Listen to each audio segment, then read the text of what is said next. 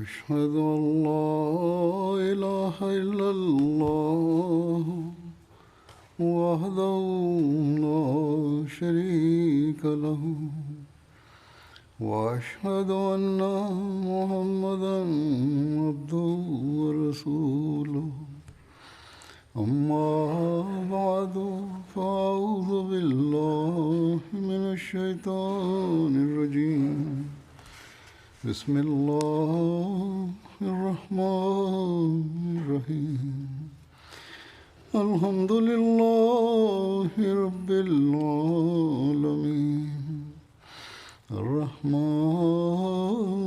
الرحيم مالك يوم الدين إياك نعبد وإياك نستعين اهدنا الصراط المستقيم صراط الذين أنعمت عليهم غير المغضوب عليهم ولا الضالين. Ne cesse de pleuvoir quotidiennement sur la communauté du serviteur véritable du saint prophète Mohammed sallallahu alayhi wa sallam. J'en ai fait mention lors du discours bilan prononcé au cours de la Jalsa Salana et j'avais déclaré ce jour-là qu'il me serait impossible de présenter tous ces récits dans un temps limité, notamment comment Allah ne cesse d'accorder ses faveurs, comment Allah ouvre les cœurs des gens afin qu'ils embrassent l'Ahmadiyya, et comment Allah renforce la foi des uns et des autres, et comment Allah fait échouer l'ennemi. Les gens présentent d'innombrables récits sur ces thèmes. J'en présenterai quelques-uns aujourd'hui, car ces récits renforcent la foi de nombreux Ahmadis.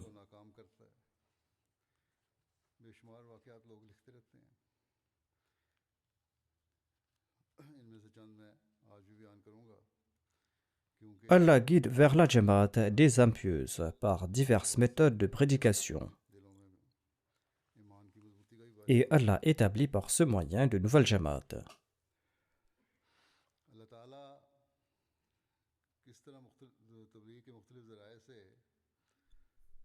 Au Congo-Kinshasa, nous avons une station radio FM. Monsieur Hamid, un de nos missionnaires qui travaille au Congo-Kinshasa, relate ceci. Monsieur Issa, un imam d'une mosquée locale, nous a contactés après avoir entendu une de nos émissions à la radio et il s'est rendu à notre centre.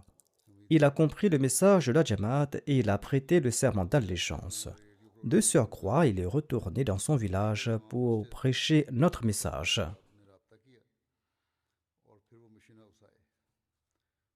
14 personnes ont embrassé l'Ahmadiyya grâce à ses efforts.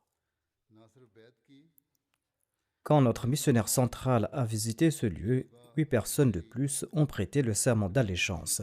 C'est ainsi qu'une nouvelle Jamaat a été établie là-bas. D'une part, Allah accorde la capacité à des imams de noble caractère de comprendre ce message après l'avoir entendu. D'autre part, la seule vocation des ulémas pakistanais n'est rien d'autre que de s'opposer à l'Ahmadiyya. Monsieur Omar Munawar, notre muallim, a été envoyé dans la province de Maindombe au Congo-Kinshasa. Il s'est rendu dans une mosquée des musulmans wahhabites. Là-bas, il a distribué des brochures. Des jeunes fauteurs de troubles sont sortis de la mosquée pour protester et ils ont commencé à envoyer des pierres. On dit qu'en Afrique, les gens ne sont pas éduqués et c'est pour cette raison qu'ils sont prêts à tout écouter.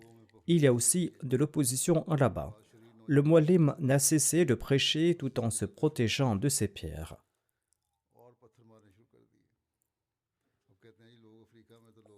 Ceux qui étaient présents étaient impressionnés par la patience et le calme de l'audience. Et certains de ceux qui étaient sortis de la mosquée sont revenus à la mosquée pour écouter les propos du muallim. Les membres de l'audience ont présenté leurs questions sur la Jamaat et ils ont présenté leurs objections. Le Muallim, quant à lui, a répondu à leurs interrogations. Un jeune homme qui parlait fort a déclaré que vous accomplissez le Hajj à Londres, vous les Ahmadis, tandis que le prophète d'Allah, sallallahu alayhi wa sallam, a accompli ses Hajj à la Mecque. Le Muallim lui a demandé: dis-moi combien de Hajj le saint prophète Mohammed lui a-t-il accompli. Sur ce, le jeune homme a déclaré que le prophète d'Allah sallallahu alayhi wa sallam, a effectué le Hajj toute sa vie durant, depuis sa naissance. Le Muallim lui a répondu que l'envoyé d'Allah sallallahu alayhi wa sallam, n'avait effectué qu'un seul Hajj tout au long de sa vie. L'imam et d'autres aînés de la mosquée ont réprimandé ce jeune homme en disant que vous n'êtes que des fauteurs de troubles. En tout cas, ces gens-là ont quitté l'endroit tout embarrassés. L'imam a emmené la délégation de la Jamaat chez lui, accompagné de 2 autres imams et d'autres individus.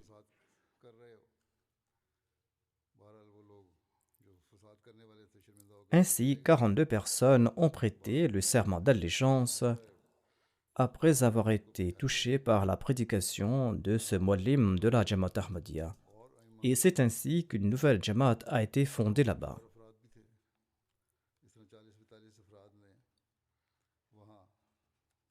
L'imam Tamané de la Guinée-Bissau relate: jusqu'aujourd'hui, on nous a dit que les Ahmadis ne croient pas au saint prophète Mohammed lui, qu'ils n'acceptent pas le Saint-Coran et les hadiths.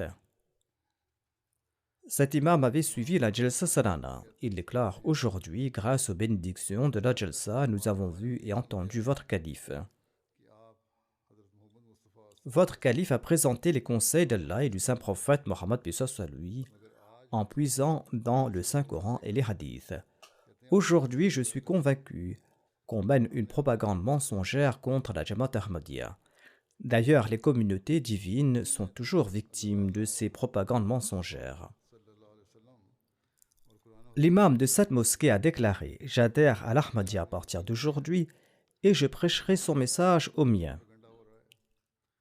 Par la grâce d'Allah, il est en train d'accomplir ce travail de prédication et de nouvelles Jamaat ont été établies grâce à ses efforts. Nos opposants qui sont au Pakistan ne doivent pas s'opposer à nous rien que pour le plaisir.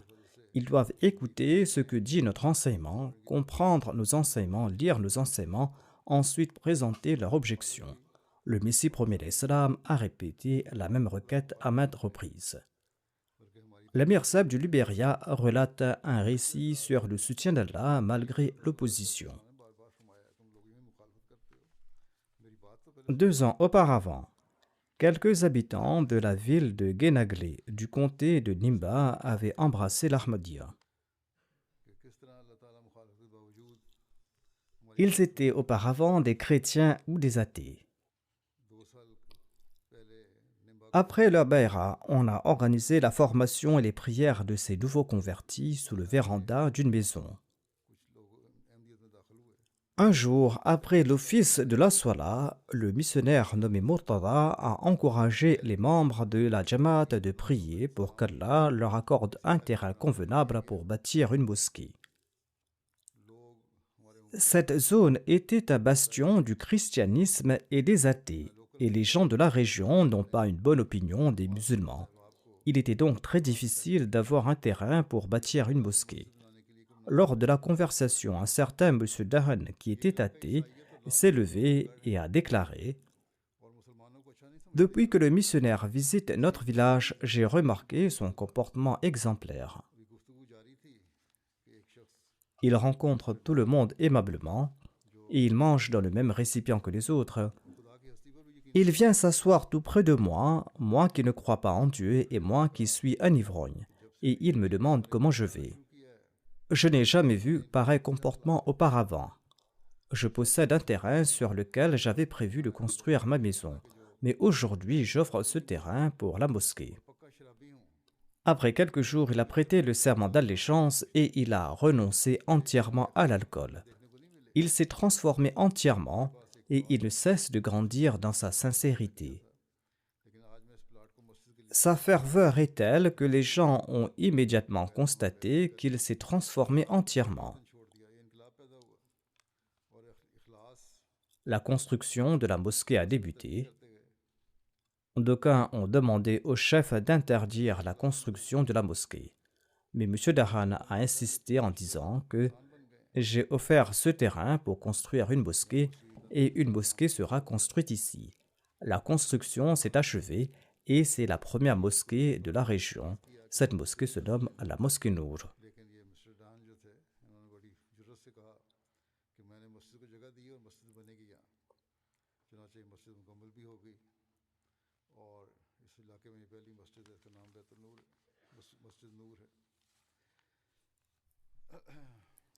C'est ainsi que les non-musulmans et les athées acceptent l'existence de Dieu. Par la grâce de Dieu, ils acceptent l'existence de Dieu, ils en sont convaincus et ils acceptent aussi l'islam comme la vraie religion.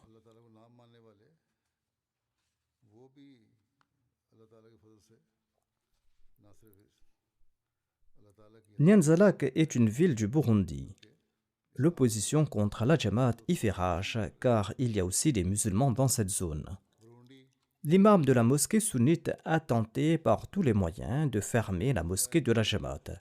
Pour ce faire, il a rencontré les responsables de l'État, mais ces complots n'ont pas porté leurs fruits.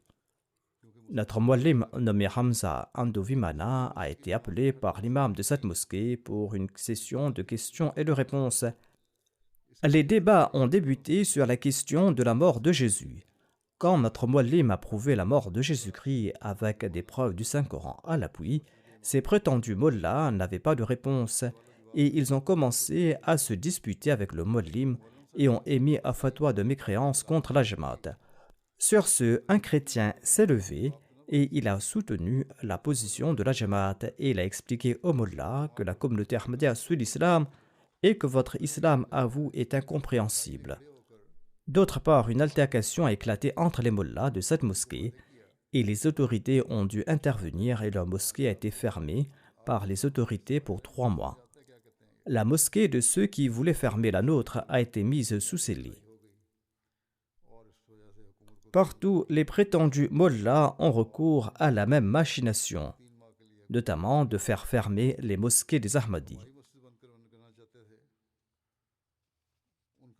À l'instar du Pakistan, s'ils n'arrivent pas à fermer ces mosquées, ils démolissent les minarets et les mihrabs. La loi du Pakistan ne stipule nulle part que les Ahmadis n'ont pas le droit de construire des minarets. Or, l'État pakistanais est contraint de s'agenouiller devant ces prétendus ulémas. En tout cas, ils font de leur mieux pour nuire à la Jamaat. Mais Inch'Allah, un jour, ils vont tous disparaître.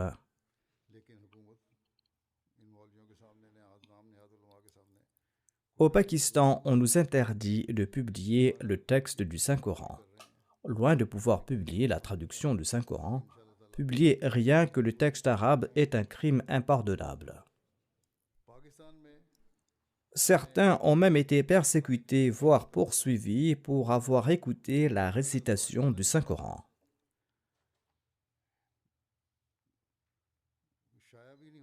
Tel est l'islam de ces prétendus musulmans. Les mollahs ont corrompu la religion. D'autre part, comment Allah nous ouvre-t-il la voie? Comment diffusons-nous le Saint-Coran dans différents pays dans le monde? Comment notre Coran est-il apprécié partout? Notre traduction, quelle qu'en soit la langue, attire l'attention des gens.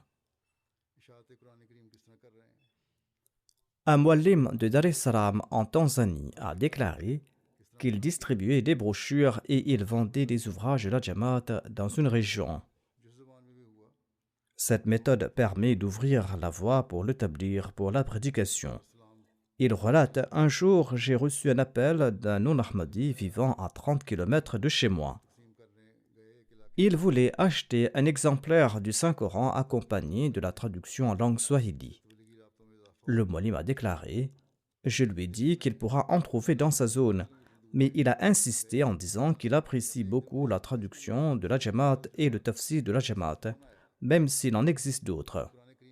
Votre traduction m'est plus compréhensible et c'est pourquoi je souhaite l'acquérir, a-t-il déclaré.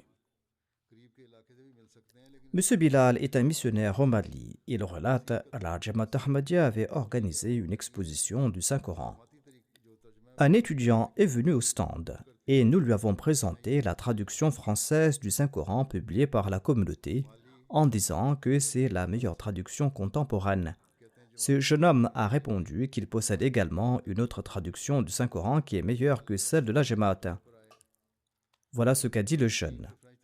En tout cas, il est rentré chez lui et il a apporté cet exemplaire du Saint-Coran.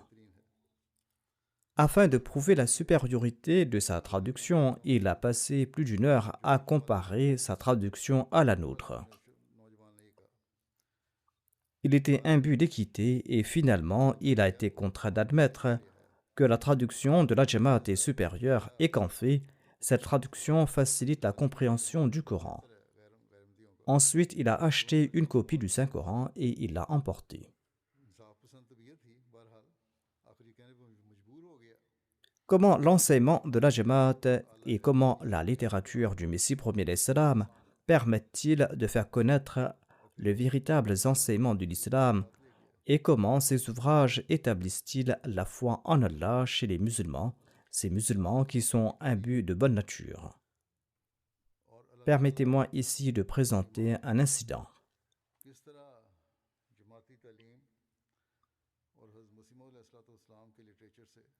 À l'occasion de la foire aux livres de Jorat, un certain Jalinous, un ingénieur en informatique, a visité notre stand.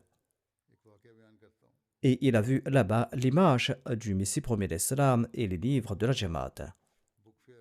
Après quelque temps, il s'est adressé au missionnaire sur le stand.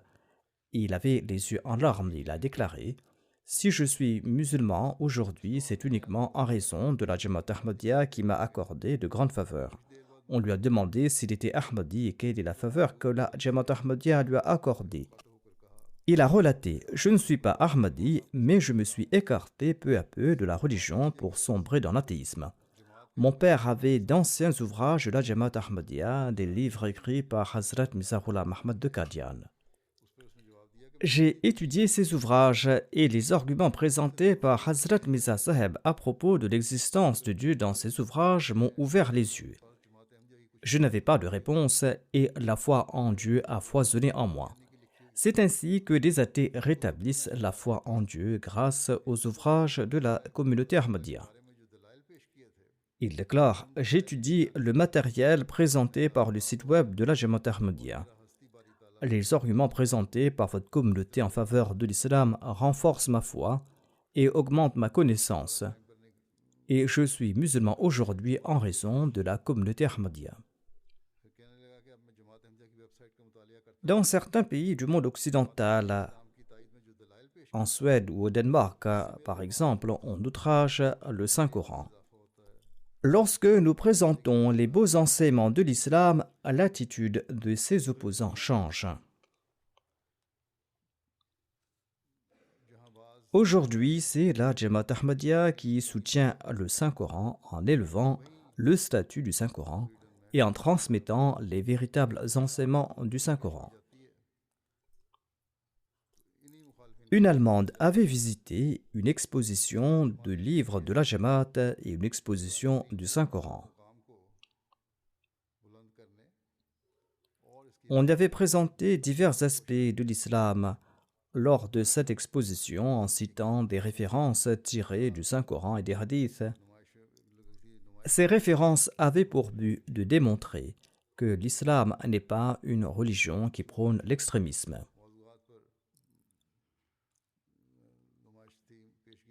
Cette Allemande a déclaré « Votre communauté nous a présenté l'islam d'une manière très simple. Il n'y a aucune raison de s'opposer à l'islam et au Saint-Coran. »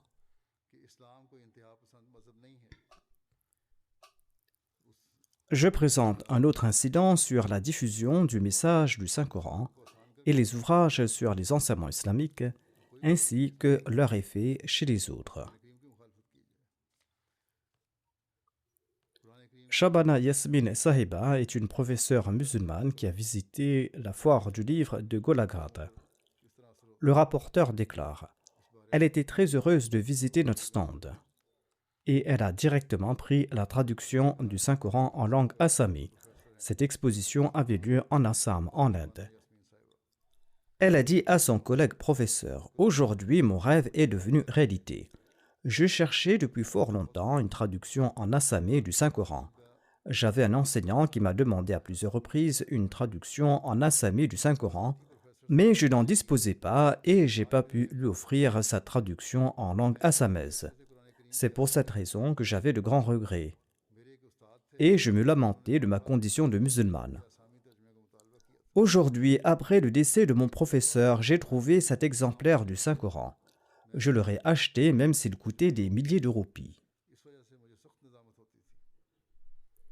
C'est uniquement par la grâce d'Allah qu'en installant ces stands de livres, la communauté Ahmadiyya répond aux besoins religieux et spirituels dans ces régions reculées où les musulmans ne disposent pas du Saint-Coran et d'autres ouvrages islamiques élémentaires. Une dame nommée Banti Dubaras a visité la foire du livre de Pirdimaji.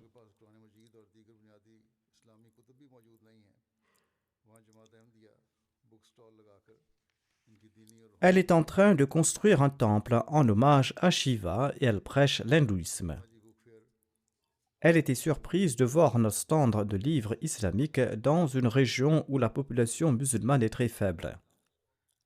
Elle s'est approchée de notre stand pour entamer une conversation et elle est repartie très contente. Le lendemain, elle est revenue et elle a apporté des fruits pour ceux qui étaient présents sur le stand. Elle était très heureuse de voir le Saint-Coran. Elle en a acheté une copie et elle a déclaré: aujourd'hui, vous avez réalisé un de mes rêves. Elle a acheté une copie du Saint-Coran, l'a placée sur sa poitrine et a pris une photo avec. La République tchèque est un pays d'Europe de l'Est. Le missionnaire de ce pays relate: un jeune homme est venu sur notre stand. Il a déclaré qu'il a tiré la conclusion que Dieu existe, mais il ne comprenait pas quelle religion pouvait le conduire à Dieu. Il relate: j'ai longuement examiné de nombreuses religions à fond et je suis arrivé à la conclusion que la communauté Ahmadiyya a présenté la réponse à toutes mes questions, réponse qui réconforte mon cœur et mon esprit, et je sens de la spiritualité ici. Les mollahs doivent nous répondre ici, qui inspire dans les cœurs et les esprits des gens les enseignements du Saint-Coran. Comment Allah ouvre-t-il les voies pour la prédication? Il existe d'autres événements inspirants pour la foi à cet égard. Au Pakistan, toutes nos activités sont interdites. Or, malgré ces restrictions, Allah nous facilite la tâche ailleurs.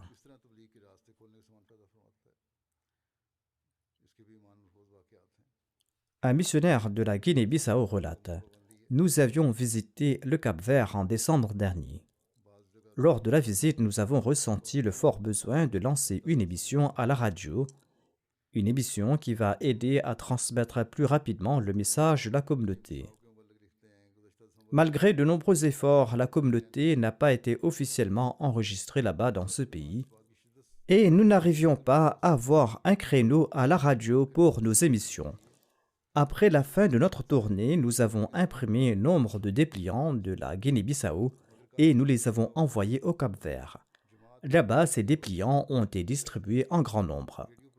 Après avoir lu un de ces dépliants, une personne a contacté notre centre en disant qu'il voulait savoir davantage à propos de la Jamaat. Et c'est ainsi que nous l'avons rencontré. Nous lui avons parlé à propos de la Jamaat. Il a demandé: pourquoi ne présentez-vous pas vos enseignements à la radio? On lui a dit que nous tentons de le faire, mais que nous n'obtenons pas de créneau à la radio pour nos émissions. Sur ce, il a déclaré: je possède une station radio, je suis le directeur de cette station. Vous pouvez y diffuser vos émissions et transmettre le message de la Jamaat. Et c'est ainsi qu'Allah a ouvert une nouvelle voie.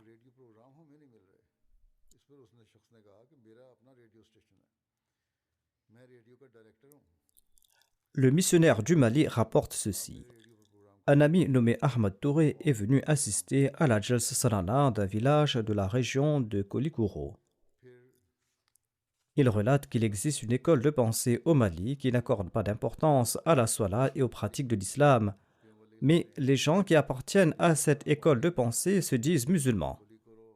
Les Ahmadis, quant à eux, ne sont pas musulmans aux yeux de nos adversaires. Et cette personne a dit qu'il était membre de cette communauté, mais son cœur n'était pas satisfait. Il était pieux de nature. Il a déclaré « Nous nous proclamons musulmans tout en insistant qu'il n'est pas nécessaire d'appliquer les préceptes de l'islam à l'instar de la Salah. Or, mon cœur n'était pas satisfait de cela. » Un jour, il est tombé sur la station radio de la Jamaat en allumant sa radio. On y enseignait comment accomplir la Salah. Il a suivi cette émission avec beaucoup d'intérêt. Et après avoir suivi la radio de la Jamaat, il a été convaincu que les Ahmadis sont les vrais musulmans. Mais les gens de son village lui ont dit que tous les ulémas avaient expulsé les Ahmadis du giron de l'islam. Il rapporte « J'ai vu des gens ici prier et accomplir la prière de Tahajjud. Sur ce, mon cœur était satisfait. Je ne connais pas grand-chose à la religion, mais j'ai vu de mes propres yeux autant que je connais de l'islam et aujourd'hui je rejoins l'Ahmadiyya. »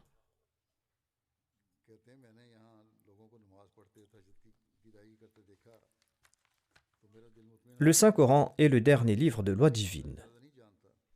Comme je l'ai dit, il est interdit aux Ahmadis du Pakistan de le lire ou de l'écouter. C'est un très grand crime là-bas au Pakistan. C'est à travers ce même livre que la communauté Ahmadiyya est en train de transmettre le message de l'islam au monde et est en train de réformer le monde. Shardil Saheb, le missionnaire de la Micronésie, relate ceci. Un certain Simon Gideon nous a contactés quelque temps de cela et il a reçu une copie du Saint-Coran de notre part. Après quelque temps, un jour à l'improviste, il m'a dit qu'il souhaitait me rencontrer. Arrivé à la mosquée, il a déclaré que j'ai lu la Bible en détail toute ma vie, mais malgré mes efforts, ces enseignements n'ont pas eu d'effet sur mon cœur. Je n'en ai rien compris.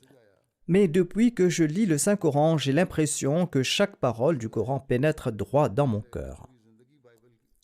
J'étais surpris quant au fait que je m'étais trompé toute ma vie et que j'étais privé des enseignements du Saint-Coran. Par la suite, j'ai informé ma mère que je partais à la mosquée et que je vais embrasser l'islam. Mes proches qui étaient présents ont tenté de me dissuader en disant que c'était là une grande erreur de ma part et ils m'ont traité de tous les noms. Je leur ai dit que je suis devenu musulman de tout mon cœur et qu'ils peuvent faire ce qu'ils souhaitent. Monsieur Simon avait les yeux en larmes lorsqu'il relatait ces faits, dit le missionnaire.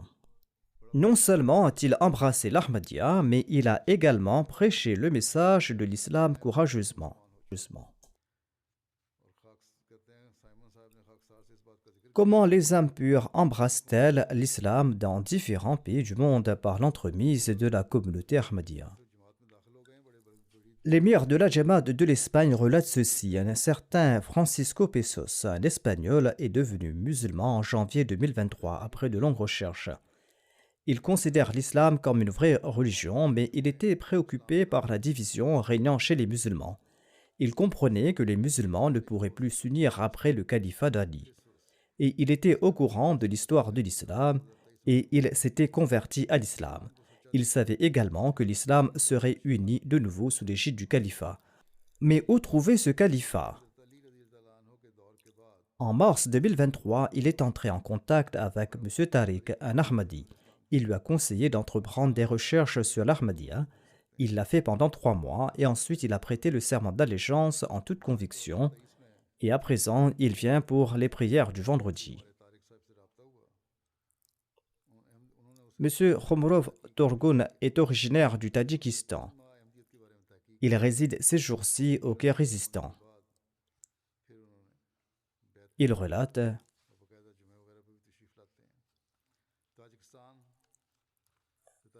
J'ai rencontré des amis Ahmadis là où je travaillais à Kashgar. » Et il a cité le nom de certains d'entre eux. Il relate « Je leur ai parlé au sujet de la Jamaat pendant 3 ans. Par la suite, j'étais convaincu que la communauté Ahmadiyya représente l'islam véritable et que Mirza Ghulam Ahmad al-Islam est le Messie promis et que Jésus-Christ, le Messie, est décédé. Ainsi, j'ai rejoint la Jamaat Ahmadiyya, prié pour qu'Allah m'accorde l'occasion de servir la communauté, qu'Allah me rende pieux et qu'Allah m'accorde l'occasion de suivre les 10 conditions de la Bayra. Atal Wahed, un missionnaire de la Russie, rapporte ceci. Allah a attiré un jeune homme vers l'islam et l'Ahmadiyya. Nous étions en contact depuis 1 an et demi. Ce jeune homme vit dans une petite ville. Son père s'était éloigné de la religion. La femme de Marcel, ce jeune homme, quant à elle, appartenait à l'église chrétienne orthodoxe.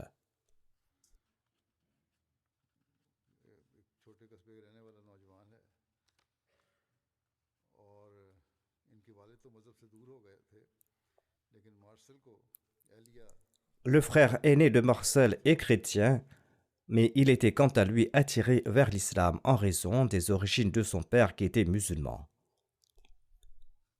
Ainsi donc Marcel a accepté l'islam des sunnites, mais de nombreuses questions sur les enseignements islamiques lui traversaient l'esprit, et son mollah local ne lui avait pas répondu de manière satisfaisante.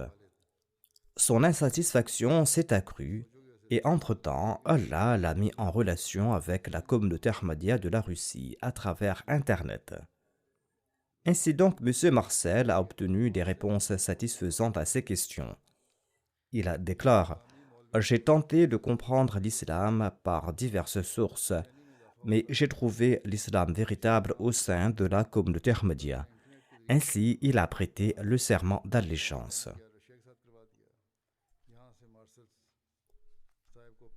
Le missionnaire en charge des îles Philippines déclare quant à lui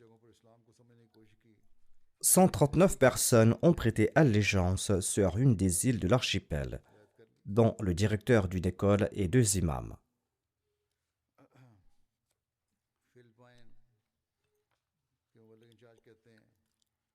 Quatre imams de mosquée ont prêté le serment d'allégeance et sont devenus Ahmadis.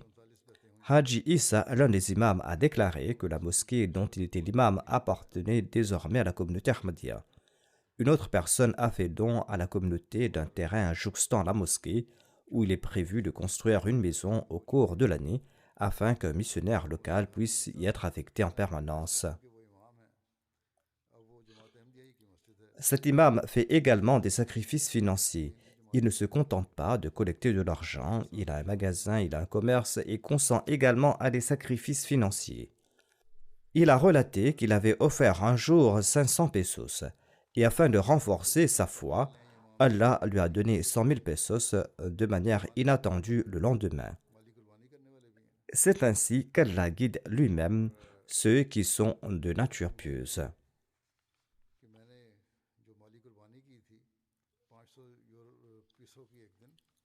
Le missionnaire de la région du Sikasso au Mali relate ceci. Monsieur Marwan Koulibaly est venu à la mission Ahmadiyya en disant qu'il souhaitait prêter le serment d'allégeance. Il écoutait avec engouement la radio Ahmadiyya et il était d'accord avec la plupart des aspects liés à la communauté, mais il n'était pas enclin à prêter le serment d'allégeance. Il a dit que la veille, il s'était endormi en écoutant la radio et qu'il avait vu en rêve que la lune brillait dans le ciel et que des images de 2 personnes sont apparues dans la lune.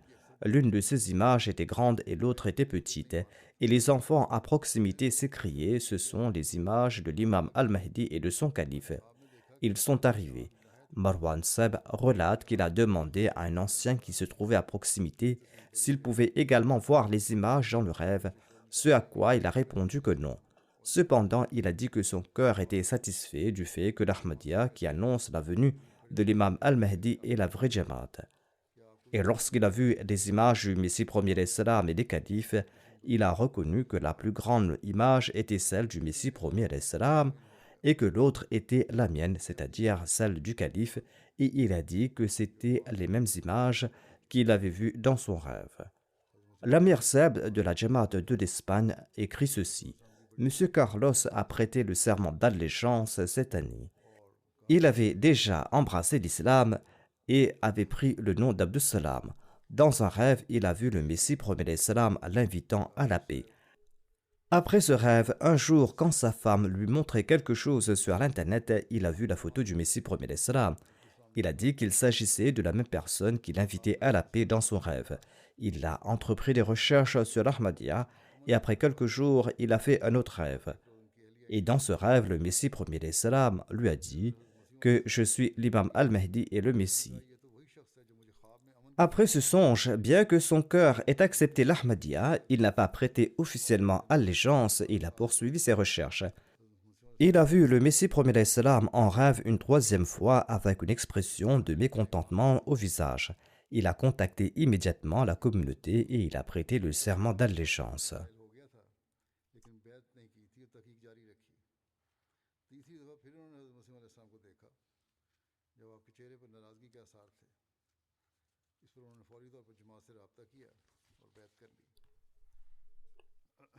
Malgré les efforts incessants de nos ennemis, les nouveaux convertis expriment la fermeté de leur foi.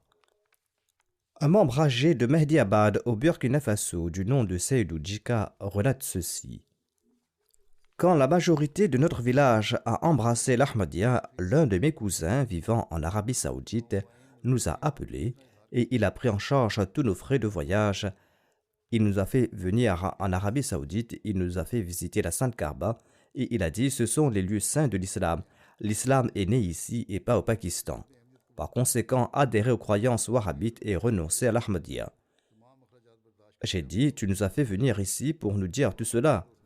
Il a fait un signe de la tête en guise d'affirmation. Sur ce, j'ai répondu, je me tiens à l'ombre de ce lieu saint et j'implore Dieu pour que je ne répudie jamais l'Ahmadiyya. Il ajoute, dans l'enceinte de la Sainte Kaaba, j'ai prié pour qu'Allah préserve ma foi tout au long de ma vie et pour que je ne me détourne jamais de la foi.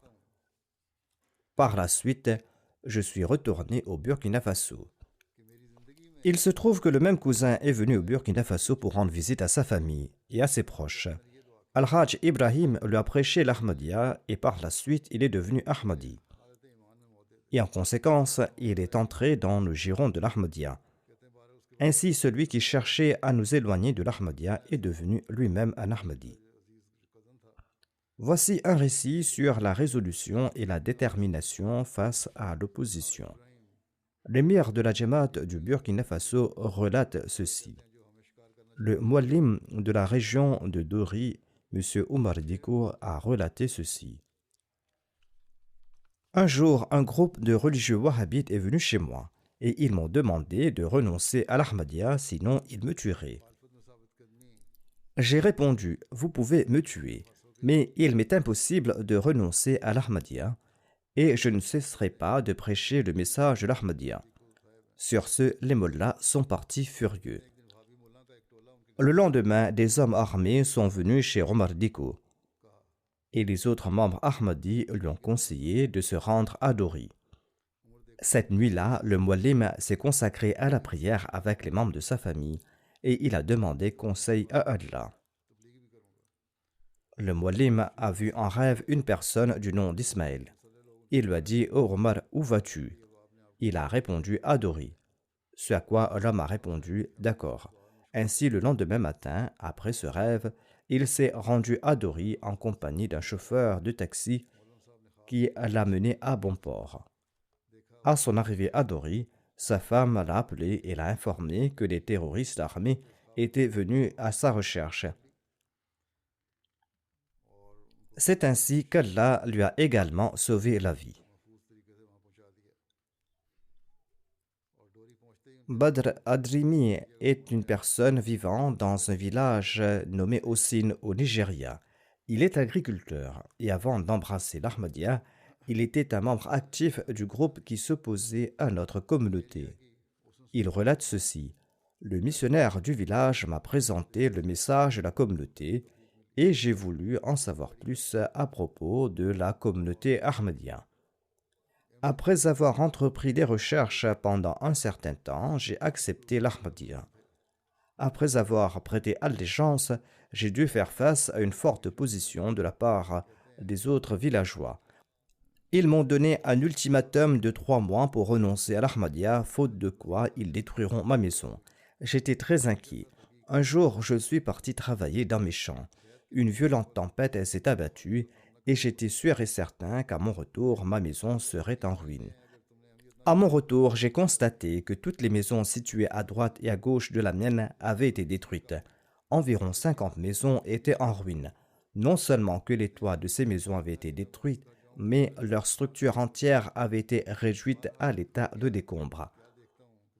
Et je me suis souvenu que les ennemis m'avaient dit ceci: étant donné que tu as embrassé l'Ahmadiyya, un jour, quand tu vas retourner chez toi, tu verras que ta maison est en ruine.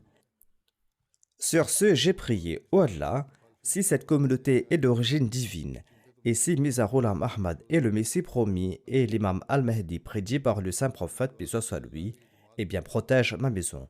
Quand la pluie s'est calmée, je suis entré chez moi et j'ai vu que toutes les pièces étaient intactes. Il n'y avait pas de dégâts, bien que de nombreuses maisons voisines avaient été détruites.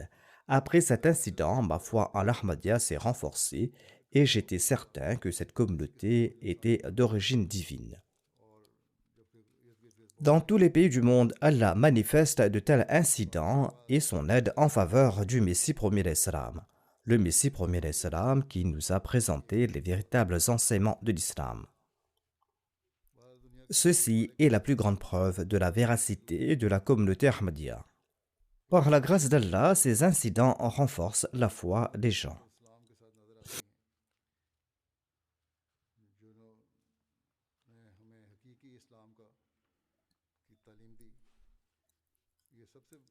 Qu'Allah permette aux gens de ce monde d'en prendre conscience, qu'il leur permette d'atteindre le seuil de la certitude et de la conviction dans leur foi.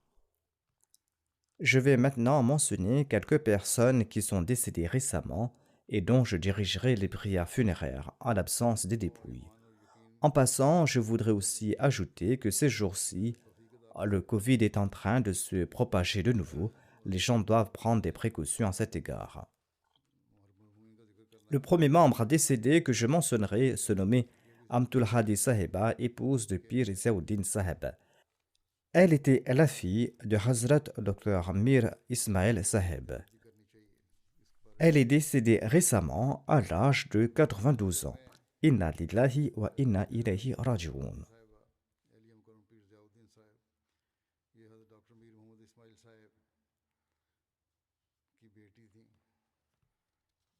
Pir Shabir Ahmad, son fils, est l'émir adjoint de la communauté Ahmadiyya à Islamabad au Pakistan. Son deuxième fils, le brigadier Dabir Ahmad, est administrateur à l'hôpital Fazl Omar. Il a dédié sa vie après sa retraite. La défunte avait également 2 filles. Son fils écrit: depuis notre enfance, mes frères, mes sœurs et moi-même avons observé notre mère prier et réciter le Saint-Coran avec régularité. Elle faisait régulièrement l'aumône et suivait la MTA. Elle participait activement à divers fonds financiers de la communauté. Elle a fait partie des premiers contributeurs du Daftar Awwal du Tahrik Jadid. En 1971, lors de la guerre entre le Pakistan et l'Inde, son mari, le brigadier Ziauddin Sahib, se trouvait dans l'est du Pakistan, c'est-à-dire l'actuel Bangladesh. Il y a séjourné pendant une longue période. Son fils Pir Dabir relate ceci: ma mère et ma sœur cadette s'y trouvaient également. Au bout d'un certain temps, mon père a renvoyé ma mère et ma sœur. Ma mère était inquiète, mais elle ne nous a jamais fait part de son inquiétude à nous, ses enfants. Elle ne cessait de nous rassurer. Son mari est revenu après 6 mois. Son fils relate: à l'occasion de l'Aïd, elle nous conseillait toujours de nous occuper des pauvres et de leur offrir des sommes en cadeau. 2 fois par an, elle faisait don de sommes importantes à Humanity First. Le docteur Nouri en a également fait mention. Elle faisait des dons pour l'installation de puits d'eau, pour l'installation de pompes à main, pour l'éducation des enfants et pour fournir de la nourriture aux pauvres. Amtul Kabir Talat, sa fille, relate: elle récitait le Saint-Coran à haute voix et elle ne médisait jamais, et elle empêchait également les autres de médire. Elle était très dévouée au califat, elle suivait la MTA régulièrement, elle écoutait le sermon du vendredi du calife régulièrement. et elle nous conseillait toujours de lire les ouvrages de notre communauté. Elle était également passionnée de lecture et elle avait toujours un livre à son chevet. Elle était très amicale et sympathique. Sa petite fille relate ceci. Chaque fois que nous mémorisions un nouveau chapitre du Saint-Coran, elle nous offrait une récompense pour nous encourager. Je me souviens qu'après la prière d'Al-Fajr, elle passait du temps pour de longues prières et pour l'évocation d'Allah. Elle nous conseillait en faire de même. Après s'être préparée le matin, elle étudiait le Saint-Coran avec ses commentaires. Elle lisait également le recueil de Hadith Hadikatus Salihin, les livres du Rouhani Khazaïn. Ensuite, elle prenait son petit déjeuner.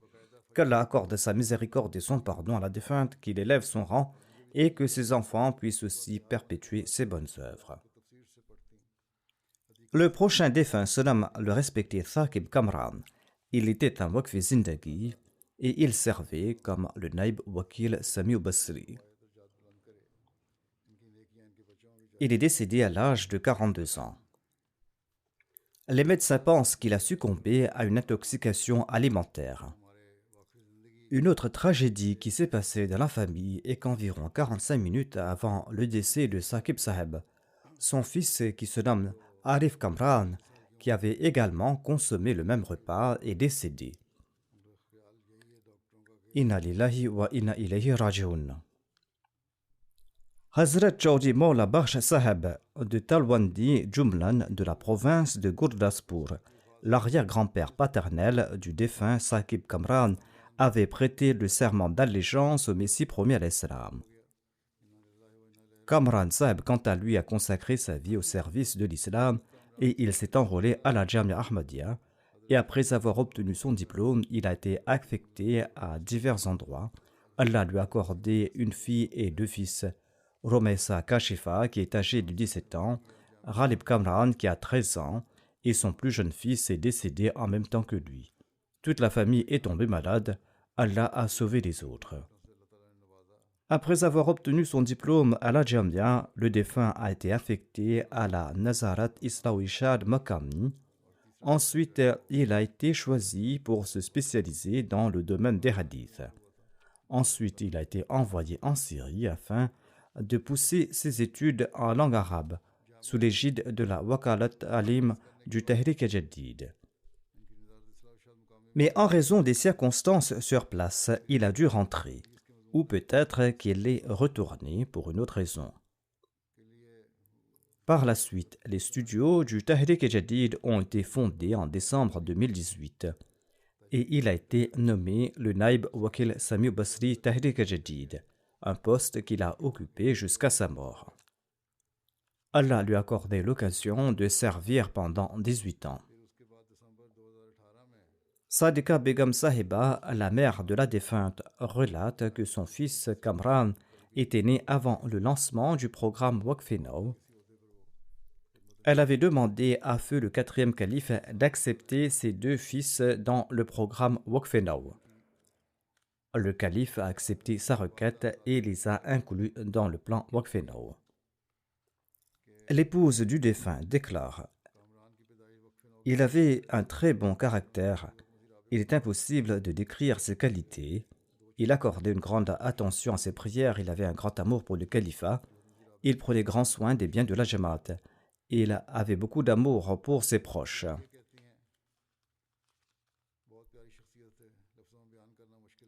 Il faisait montre de beaucoup d'amour dans ses relations avec tout le monde. Et il prenait soin de tous les membres de la Jamaat.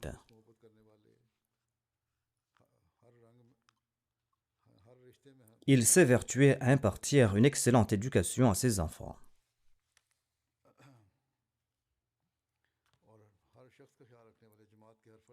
Sa mère a également déclaré qu'il ne parlait jamais d'une voix élevée devant ses parents, tout comme le stipule le Saint-Coran qui affirme qu'il ne faut pas prononcer des mots exprimant le dégoût à ses parents.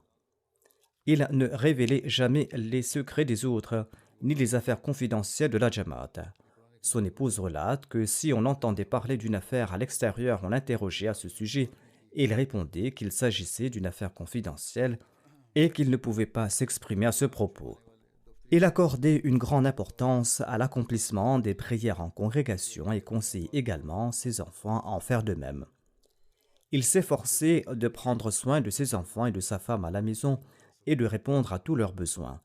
Il était très fidèle dans toutes ses relations. Rumaisa, sa fille, relate: « Mon père était très humble et pieux. Il s'occupait des pauvres, il était très sage et perspicace. Il faisait preuve d'obéissance et accomplissait régulièrement la prière de Tahajjud.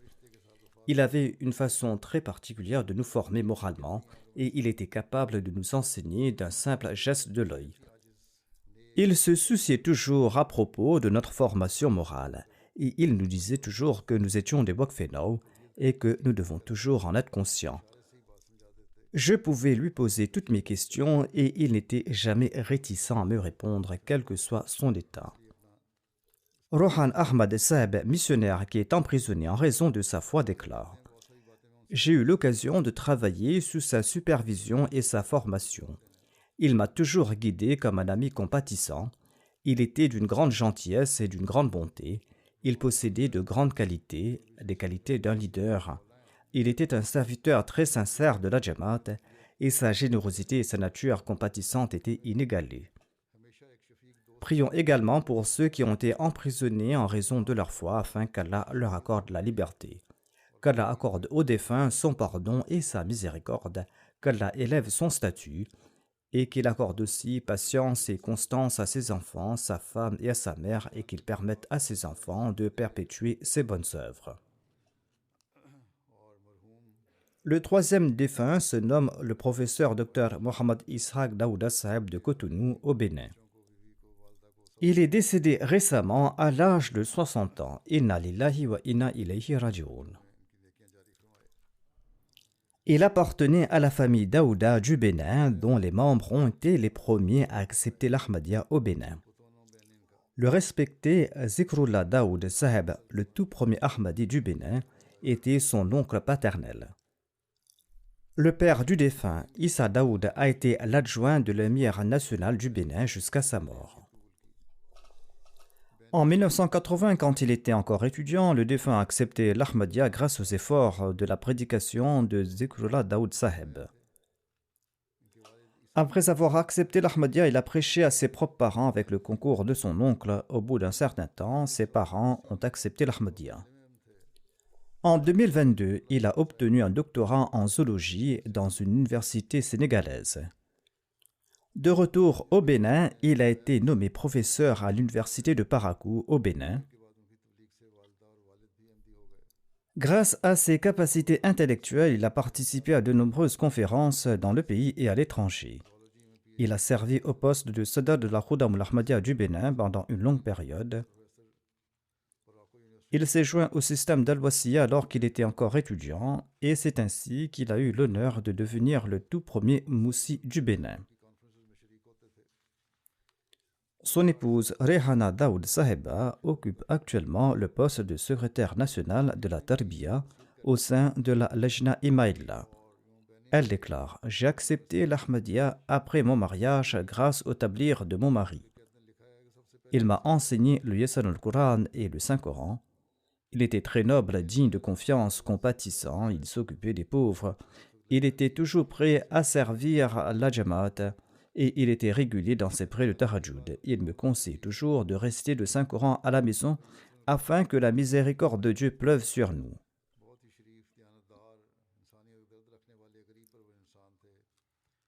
Elle relate: « Quand il travaillait comme vice-doyen de l'université, un jour, une femme est venue le voir en pleurant pour lui dire que sa fille est en train d'échouer et il lui a demandé de la faire passer.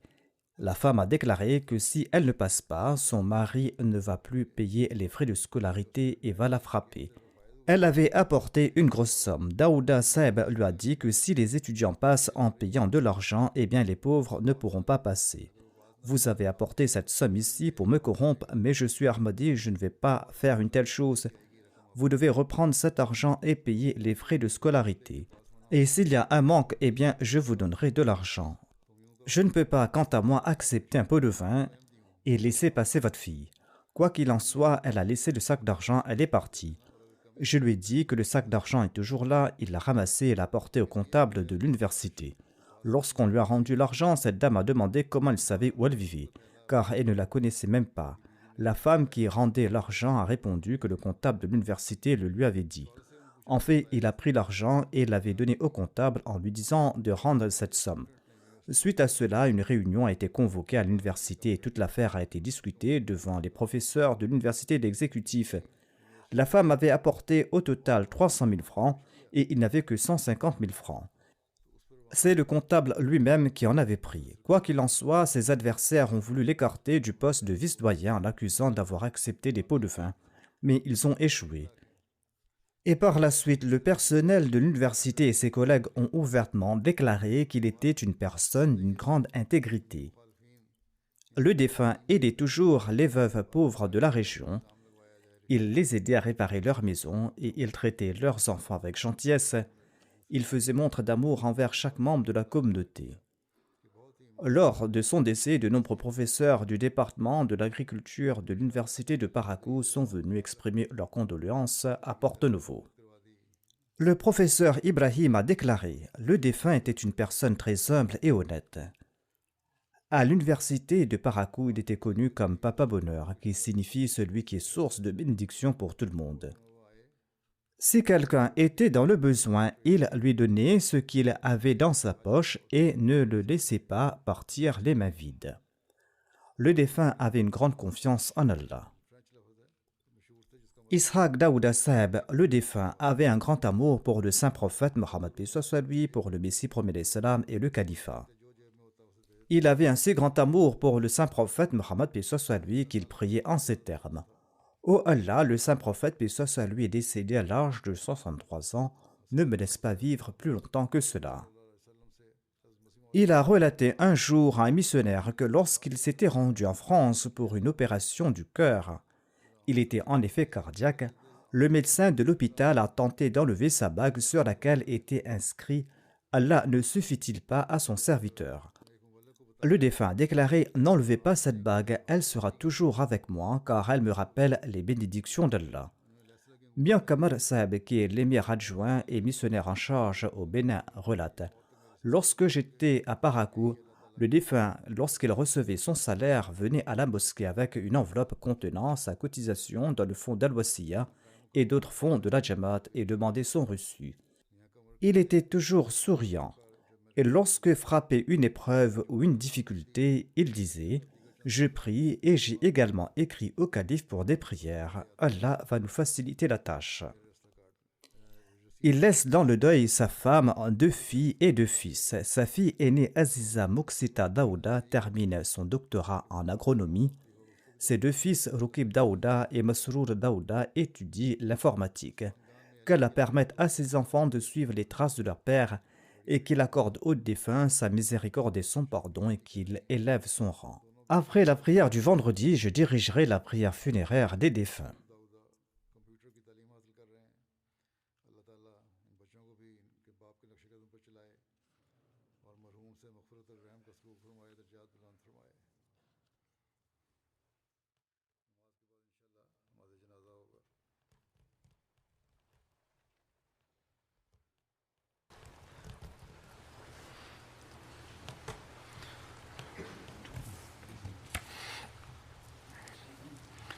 الحمد لله نحمده ونستعينه ونستغفره ونؤمن به ونتوكل عليه ونعوذ بالله من شرور أنفسنا ومن سيئات أعمالنا من يهده الله فلا مضل له ومن يضلل فلا هادي له ونشهد أن لا إله إلا الله ونشهد أن محمدا عبده ورسوله عباد الله رحمكم الله إن الله يأمر بالعدل والإحسان وإيتاء ذي القربى